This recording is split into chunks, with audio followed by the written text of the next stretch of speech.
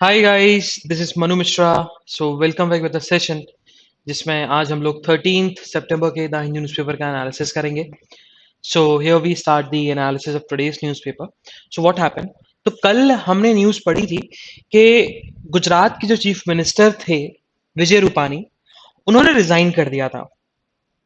Okay, अब resign क्यों किया था उसका मेन रीजन तो बेसिकली पार्टी हाईकमान ने दिया है कि पार्टी हमारे हाईकमान से उनको ऑर्डर आया था कि have to resign from the post of the Gujarat chief ministers post, और वो पोस्ट किसी और को ट्रांसफर हो जाएगी और वो कल के कल डिसाइड होना था। और इसी के चलते कल जो नए पर्सन इलेक्ट हुए गुजरात के chief minister is he Bhupendra Patel. तो Bhupendra Patel will be the next Gujarat chief minister. अब नेक्स्ट इसी वजह से लिखा गया है, रीजन बिंग क्योंकि जब तक आप ओथ नहीं ले लेते आप उस पोजीशन उस ऑफिस में एंटर नहीं कर सकते। ओके, तो भूपेंद्र पटेल को पहले ओथ लेनी पड़ेगी, उसके बाद वो चीफ मिनिस्टर के ऑफिस में एंटर कर पाएंगे। So Bhupendra Patel will be the next chief minister of Gujarat. Okay, now the question arise कि भूपेंद्र पटेल को बनाया क्यों गया। अच्छा, ये थोड़ा पॉलिटिकल सिनेरियो है, मतलब इस पर थोड़ी पॉलिटिक्स लगेगी।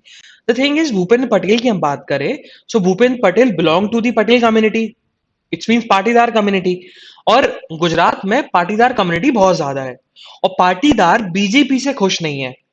ठीक है, बीजेपी के अपोजिशन में है, कांग्रेस के सपोर्ट में भी है पाटीदार कुछ लोग, तो उन्हीं को खुश करने के लिए भूपेंद्र पटेल को गुजरात का चीफ मिनिस्टर बनाया गया।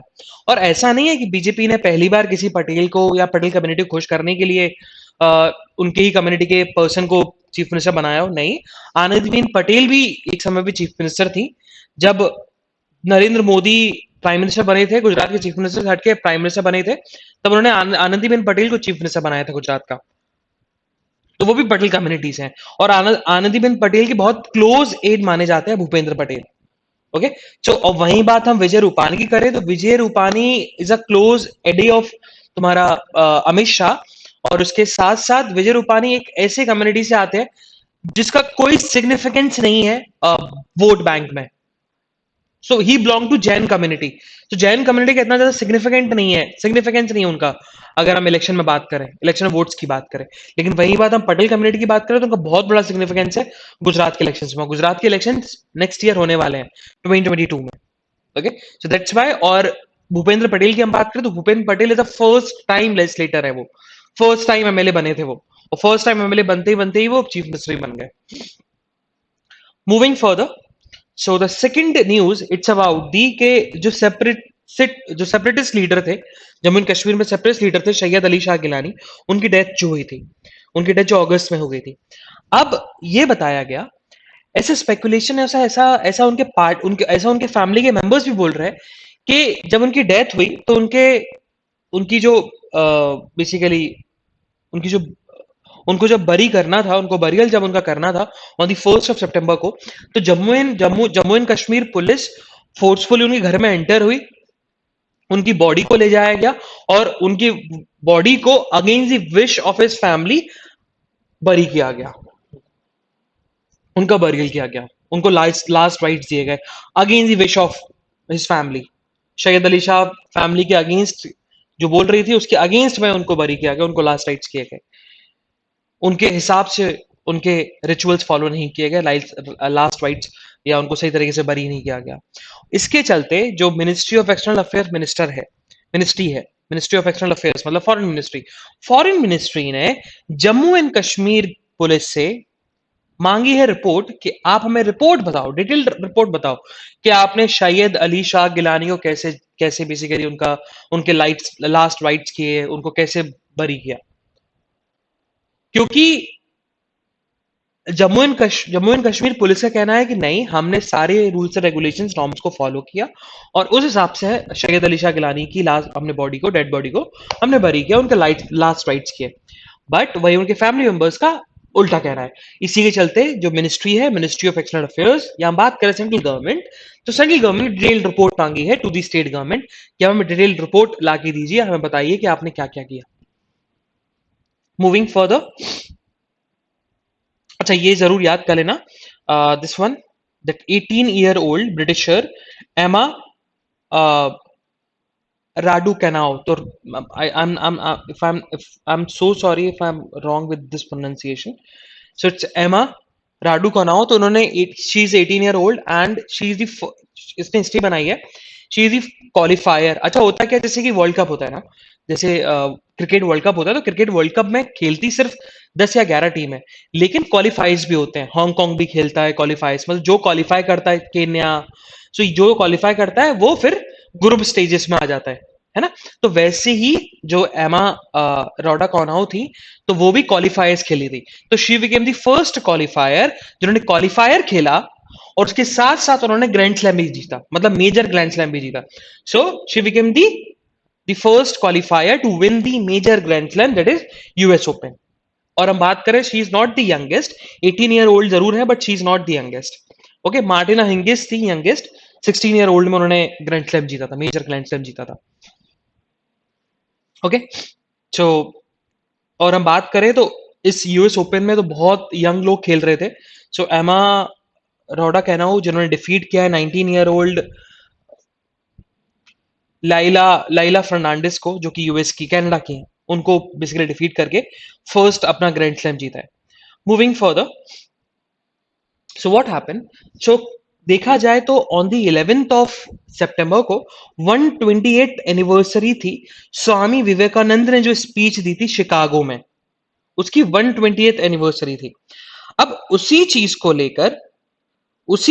लेकर बेसिकली सीजीआई ने स्पीच दी, और सीजीआई ने बताया कि जब हम बात करते हैं इंडिया की, तो इंडिया एक ऐसे स्लेवरी से निकला है, मतलब ऑब्वियस ही बात है, कॉलोनी से, ब्रिटिशर्स ने कॉलोनी बना के रखा था, तो एक ऐसी कॉलोनी से निकला है जिसमें बहुत सारे उसको इंडिपेंडेंस दिलाने में बहुत सारे लोगों का इन्वॉल्वमेंट है, और स्पेशली यूथ का बहुत बड़ा इन्वॉल्वमेंट है। उन्होंने फिर बहुत 2-3 लोगों का नाम दिया, स्वामी स्वामी विवेकानंद का नाम दिया। स्वामी विवेकानंद के बर्थडे पे हम लोग नेशनल यूथ डे भी सेलिब्रेट करते हैं, उसकी खादीराम बोस एंड बहुत सारे लोगों का नाम दिया, कि बताया कि यूथ ने हमें, जो हम अभी डेमोक्रेटिक राइट जो हमको मिल रखे हैं, जो हमको इंडिपेंडेंस मिल रखी है, जो हमको राइट्स, डेमोक्रेटिक राइट्स मिल रखे हैं, वो यूथ का सेक्रीफाइस है। और उनका यही कहना था कि जो अभी के यूथ है, वो अभी डेमोक्रेटिक राइट्स को ग्रांटेड में लेते हैं। वो भूल गए कि ये जो हमें डेमोक्रेटिक राइट्स मिले हैं, ये थाउजेंड्स ऑफ यंग पीपल ने स्ट्रगल करके स्ट्रीट पे फाइटिंग करी अथॉरिटेरियन गवर्नमेंट के अगेंस्ट, कॉलोनिज्म के अगेंस्ट, तब जाके हमको डेमोक्रेटिक राइट्स मिले। लेकिन आज का यूथ इसको, इन राइट्स को ग्रांटेड में लेता है। तो इसी चीज के चलते सीजीआई ने बोला है कि यूथ, जो आज की यूथ है, they should be aware of the social realities and challenges. उनको पता होना चाहिए, वो डेमोक्रेटिक राइट्स को ग्रांटेड में नहीं लें। Moving further, so this something about city, तो हमें सिटी के बारे में नहीं पढ़ना है। Okay, will skip the city news. So yeah, so on the regional page की हम बात करें तो आंध्र प्रदेश को जो गवर्नर है, विश्व विश्वभूषण हरिचंदन, उनका कहना है कि जितनी भी यूनिवर्सिटीज हैं, उन्होंने आंध्र प्रदेश को लेकर बोला है, जितनी भी यूनिवर्सिटीज हैं आंध्र प्रदेश स्टेट में, उनके वाइस चांसलर को बोला कि आप कॉन्वोकेशन कराइए, जैसे आप कॉन्वोकेशन करा रहे थे ना, वैसे ही कॉन्वोकेशन आप कराते रहिए। अगर आप फिजिकल कॉन्वोकेशन नहीं करा सकते बिकॉज ऑफ द कोविड-19 के चलते, तो आप वर्चुअल कॉन्वोकेशन करा दो, लेकिन आप कॉन्वोकेशन को मत रोको। कॉन्वोकेशन जैसा चल रहा था वैसा आप चलने दीजिए। ये बेसिकली कहना है आंध्र प्रदेश के गवर्नर विश्वभूषण हरिचंदन की। क्योंकि हम बात करें बिकॉज ऑफ द कोविड-19, तो ऐसे ऐसे स्टूडेंट्स हैं जिन्होंने अभी तक कॉलेज देखा नहीं, और वो थर्ड ईयर सेकेंड ईयर में आ गए। ओके, और बहुत सारे लोग ऐसे जो बहुत 1-2 साल पहले ग्रेजुएट भी हो गए थे, बट उनका कॉन्वोकेशन नहीं हुआ, उनको डिग्री नहीं मिली। सो बिकॉज ऑफ दिस, जो आंध्र प्रदेश के गवर्नर, उन्होंने बोला है कि देखो, अब ये सारी पैंडेमिक तो चीजें आती रहेंगी, बट जो चीज हम कर सकते हैं, लोगों को प्रॉब्लम ना हो, लोगों को और ज्यादा प्रॉब्लम ना हो, तो इसी के चलते आप कॉन्वोकेशन कराते रहिए on the regular basis as per the norms.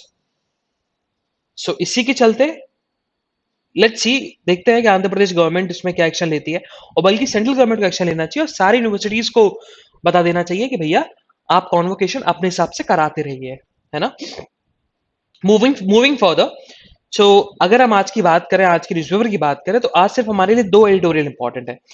And देखा जाए तो आज इंडिया से रिलेटेड कुछ नहीं है, क्योंकि this something about the politics, क्योंकि अभी भूपेंद्र पटेल को चीफ मिनिस्टर बनाया, उसके बारे में है।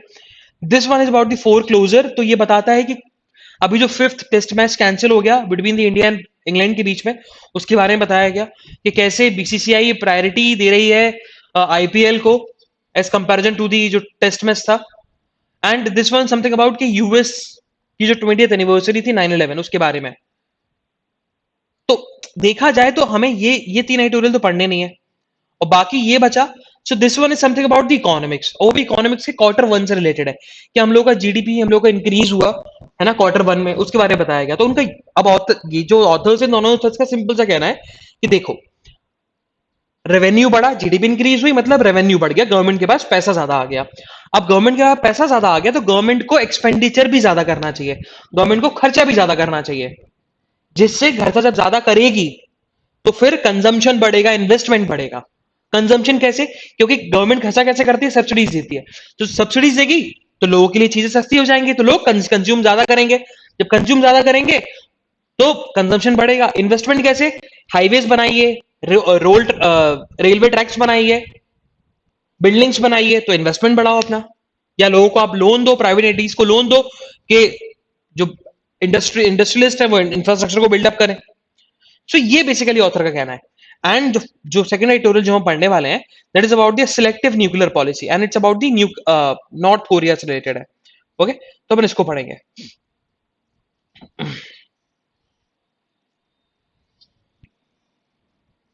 Moving further towards the first editorial, and that is about the a global war on terror with no tangible results.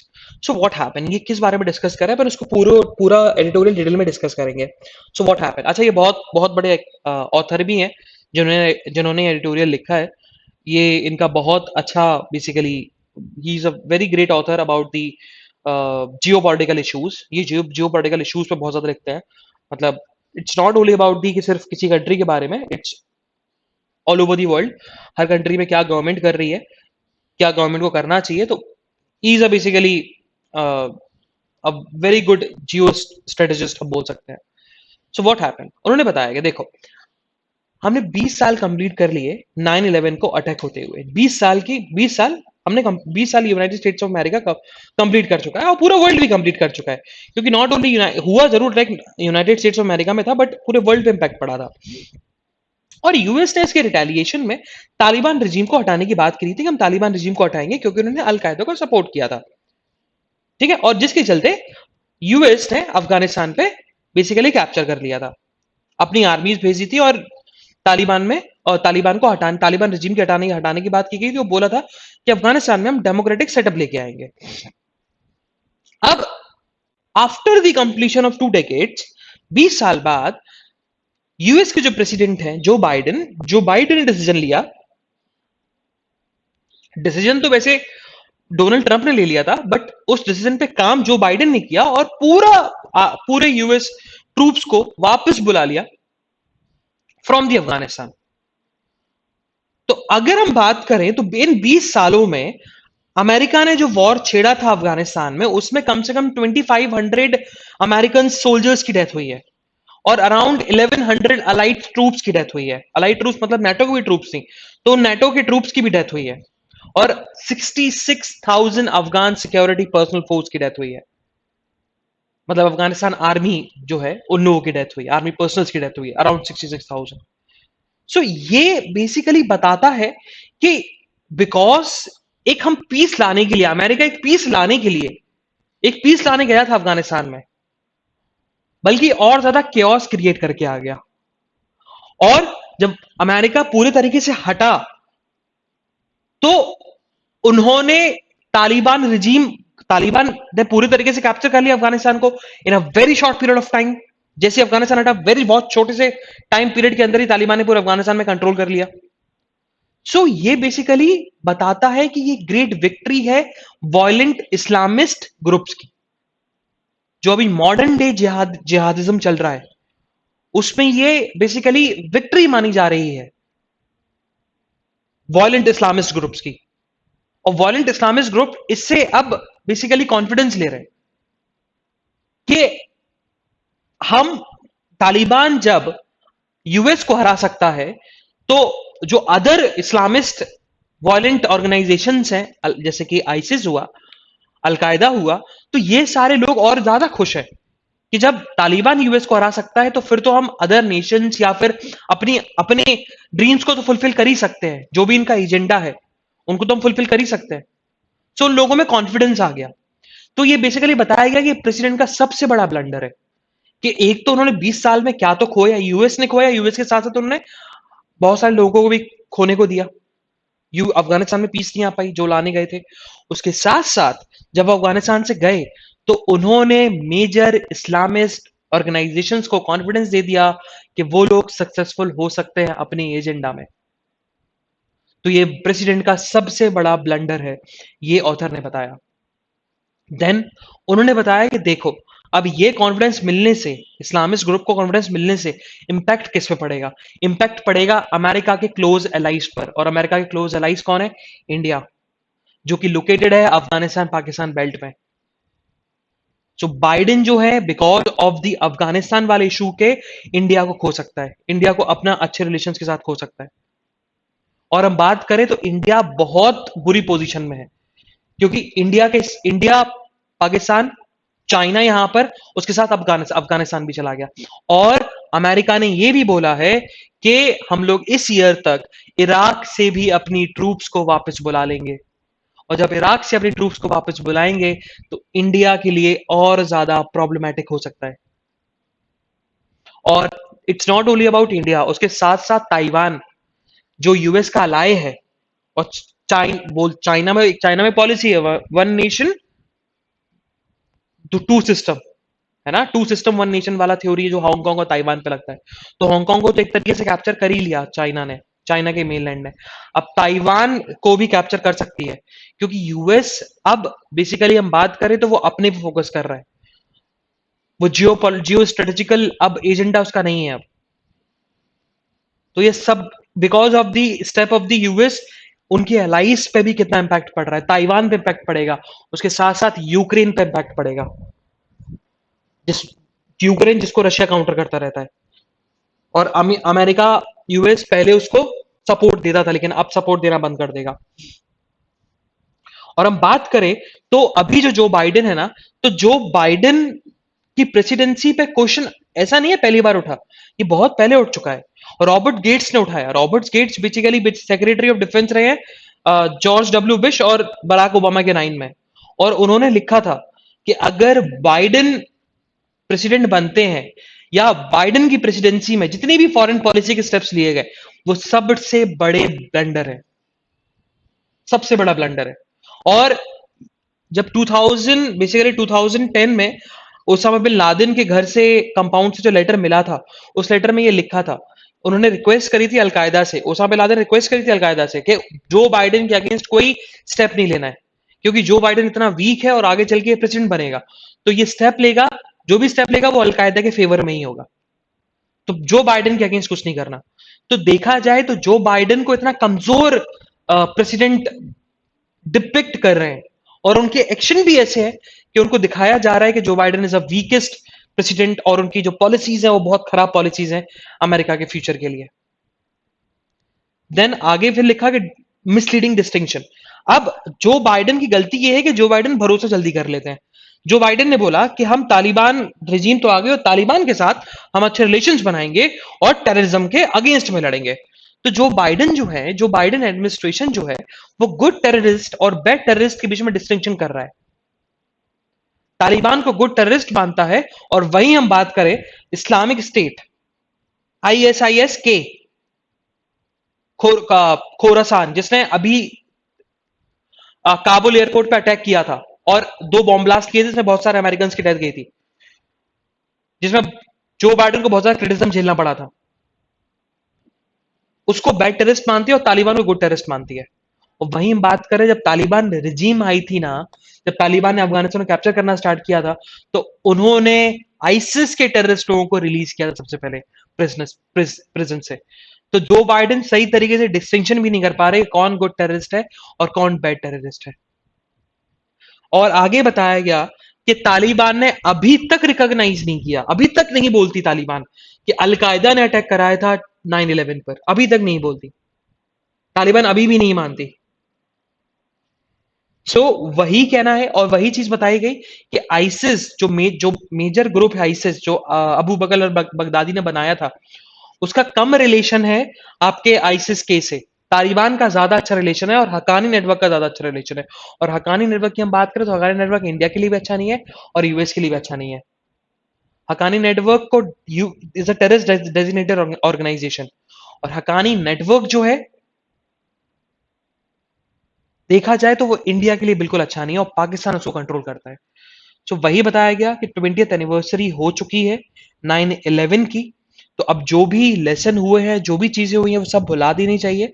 और US with the help of other Nations, international organisations, other Nations also, एक group बनाना चाहिए वो जो जिसके चलते वो terrorism को counter करे, ना कि टेररिज्म को सपोर्ट करे। Moving further, so it's about the selective nuclear policy. अच्छा, अब ये एडिटोरियल है क्या? ये एडिटोरियल बताया गया कि नॉर्थ कोरिया में जो सबसे बड़ा largest basically fissile material production reactor जो था, मतलब जिससे यूरेनियम बनता था, क्योंकि यूरेनियम से ही न्यूक्लियर बॉम्ब बनते हैं। वो जो रिएक्टर था उसका काम फिर से रिज्यूम हो गया, मतलब फिर से काम वो चलने लगा। जो रिएक्टर बंद कर दिया गया था, बंद क्यों किया था? जब दिसंबर 2018 में जो डोनाल्ड ट्रंप मिले थे किम जोंग यून से, जो कि नॉर्थ कोरिया के डिक्टेटर है, उनसे मिले थे, तो उस एग्रीमेंट में ये साइन हुआ था कि नॉर्थ कोरिया यूरेनियम का प्रोडक्शन बंद कर देगा और ये जो रिएक्टर जो है, वो रिएक्टर जो काम करता है, वो रिएक्टर भी काम करना बंद कर देगा, मतलब वो रिएक्टर अब काम नहीं करेगा। ये किम जोंग यून का कहना था। लेकिन फिर से वो रिएक्टर अब काम करना स्टार्ट कर दिया। अब आगे इस एडिटोरियल में यही बताया गया कि इन यूएस का क्या स्टेप होना चाहिए और यूएस क्या स्टेप लेने वाला है जो बाइडेन के एडमिनिस्ट्रेशन में। तो वही बताया गया कि जो बाइडेन जो है वो फिर से टॉक करना चाहते हैं। फिर से क्या मतलब, टॉक करना चाहते हैं नॉर्थ कोरिया के डिक्टेटर किम जोंग यून से, और वो चाहते हैं कि नेगोशिएशन के थ्रू यूएस और नॉर्थ कोरिया के बीच में रिलेशंस बने रहे, खराब ना हो।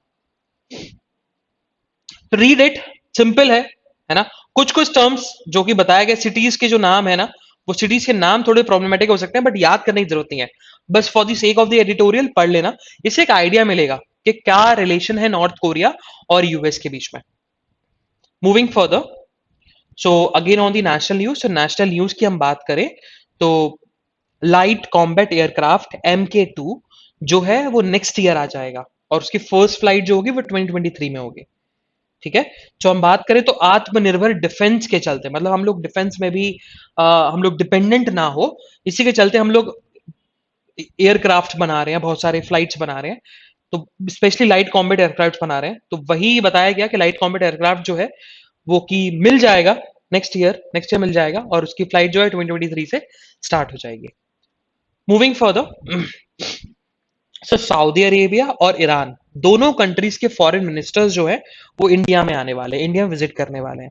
और दोनों का जो मेन कंसर्न है, जो मेन रीजन है इंडिया विजिट करने का, वो है अफगानिस्तान के इशू को लेकर, अफगानिस्तान की सिचुएशन को लेकर, कि अफगानिस्तान की सिचुएशन को कैसे सही किया जाए, कैसे कंट्रोल में रखा जाए, क्योंकि अभी वहां पर गवर्नमेंट का चेंज हुआ है, तालिबान रजीम आई है।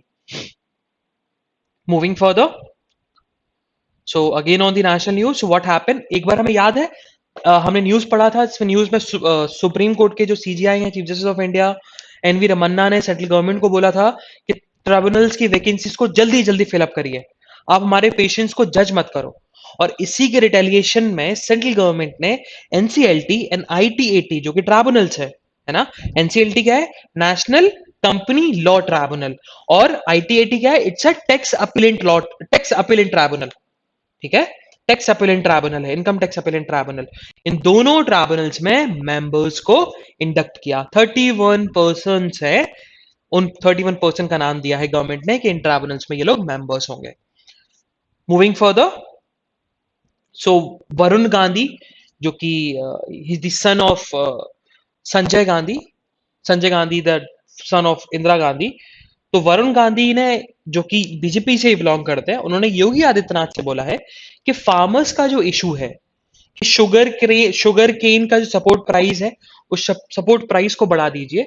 तो उस उस बेसिकली उस कॉल को आप मान लो। उन्होंने वरुण गांधी ने योगी आदित्यनाथ जो कि चीफ मिनिस्टर है उनको बोला है कि जो बीजेपी के जो सॉरी यूपी के फार्मर्स जो बोल रहे हैं कि सपोर्ट प्राइस बढ़ा देना चाहिए स्टेट गवर्नमेंट को शुगर केन क्रॉप में, तो वो प्लीज आप बढ़ा दीजिए, उन्होंने रिक्वेस्ट करी है। मूविंग फर्दर, सो नर्सिंग सिलेबस जो है, जो नर्सिंग मतलब बीएससी नर्सिंग होती है, तो बीएससी नर्सिंग प्रोग्राम का जो सिलेबस की हम बात करें तो सिलेबस में बहुत ज्यादा वास्ट चेंज आ गया, बहुत ज्यादा वास्ट चेंज आया। और ये वास्ट चेंज दूसरी बार आया है अभी तक की हिस्ट्री में। पहली बार आया था 1947 में जब इंट्रोड्यूस हुआ था, और उसके बाद अब 2022 में आया। अब अभी है क्या, अब बताया क्या, तो पहले बीएससी जो नर्सिंग प्रोग्राम होती थी वो हर स्टेट में अलग था, हर बेसिकली कॉलेज अपने हिसाब से कराता था। लेकिन अब जो करिकुलम आएगा वो करिकुलम क्या होगा, वो basically it's a country with a single programme, मतलब एक सिंगल प्रोग्राम रहेगा, स्टैंडर्डाइज प्रोग्राम, अपडेटेड और यूनिफॉर्मिटी लेके आएगा नर्सिंग एजुकेशन में। Moving further, so on the world news, तो हमने एक न्यूज पढ़ी थी जिसमें जो बाइडेन ने बोला था कि आरकाई डिपार्टमेंट को बोला था अपने कि 9/11 के जितने भी सीक्रेट डॉक्यूमेंट्स हैं उन सीक्रेट डॉक्यूमेंट्स को पब्लिक कर दो, क्योंकि 9/11 की जितनी भी फैमिली, जितने भी लोगों की डेथ हुई थी या इंजर्ड हुए थे, उनकी फैमिली मेंबर्स डिमांड कर रहे थे कैसे स्पेकुलेशन है कि टेररिस्ट और सऊदी अरेबिया के बीच में कुछ रिलेशनशिप था, मतलब सऊदी अरेबिया कुछ ना कुछ इन्वॉल्वमेंट था 9/11 अटैक में। तो जिसके चलते वो 9/11 की जो रिपोर्ट्स हैं वो पब्लिक आ गई, और उसमें ऐसा स्पेकुलेशन मिला भी है there is a contact between the hijackers and the Saudi officials. हुआ था, कांटेक्ट हुआ था, है ना, जो रिलीज करी है एफबीआई ने document, secret documents. Moving further, so cartoonist और एक जर्नलिस्ट को चार्ज कर लिया गया बांग्लादेश के इंटरनेट लॉ के अगेंस्ट, इंटरनेट लॉ के अंडर में। अब हम बात करें तो बांग्लादेश का जो अभी इंटरनेट लॉ जो आया, वो इंटरनेट लॉ बोलता है कि अगर आप कोई फॉल्स इंफॉर्मेशन या डिफेमेटरी या इंटेंशनली कुछ ऐसा पब्लिश करते हो इंटरनेट पर जिसके जिसके पब्लिश करने से अनरेस्ट या डिसऑर्डर आता है, तो वो ऑफेंस कहलाएगा और आपको 10 साल की सजा हो सकती है। और जिसके चलते एक बेसिकली हम बात करें तो एक कार्टूनिस्ट है, उन कार्टूनिस्ट और एक जर्नलिस्ट को अरेस्ट कर लिया गया। ओके, मूविंग फर्दर, सो नॉर्वे, तो नॉर्वे अभी इलेक्शन में जाने वाला है। अच्छा, हम बात करते हैं ना, नॉर्वे, स्वीडन, ये सब इतनी रिच कंट्रीज कैसे हैं, छोटी हैं, रिच हैं और बहुत हैप्पी है, बहुत हैप्पी है, बहुत हैप्पीनेस इंडेक्स में भी इनका बहुत नाम आता है। सो व्हाट स्कैंडिनेवियन कंट्रीज जो है ना, स्कैंडिनेवियन कंट्रीज, वहां पर सबसे ज्यादा ऑयल मिलता है क्योंकि वो कम एक्सप्लोर्ड एरिया है, क्योंकि वहां आइस है, ग्लेशियर्स थे, तो जिसके चलते वो कम एक्सप्लोर्ड है, तो वहां पर एनर्जी बहुत ज्यादा है, ऑयल बहुत ज्यादा है, गैस बहुत ज्यादा है। तो नॉर्वे और स्वीडन, ये सारे नेशंस क्या है, ये सारे सारे डिपेंडेंट है ऑयल और गैस के ऊपर, है ना। और नॉर्वे का जो 40% एक्सपोर्ट है वो ऑयल और गैस का होता है, और 5% of the workforce in the Norway ये पूरा पूरा काम करती है ऑयल एंड गैस सेक्टर पे। और नॉर्वे अभी नेक्स्ट इलेक्शन में जाने वाली है, तो नेक्स्ट इलेक्शन में सारी पार्टीज का जो एजेंडा है ना, मेजर पार्टीज का जो एजेंडा है ना, वो यही है ना, वो क्लाइमेट को लेकर के हम क्लाइमेट को कैसे कंट्रोल करें, क्लाइमेट चेंज को कैसे कंट्रोल करें।